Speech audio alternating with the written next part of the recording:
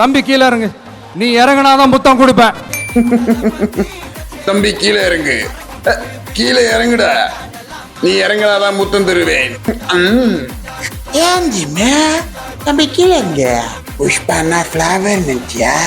Fire மானு போது. Please கீழே இறங்குங்களேன். கீழே இறங்குடா. இப்ப நீ இறங்குனாதான் நான் அடுத்த படம் நடிப்பேன். தம்பி கீழே இறங்கு. இப்ப நீ இறங்கினதே நான் முத்து தருவேன். தம்பி கீழே இறங்கு.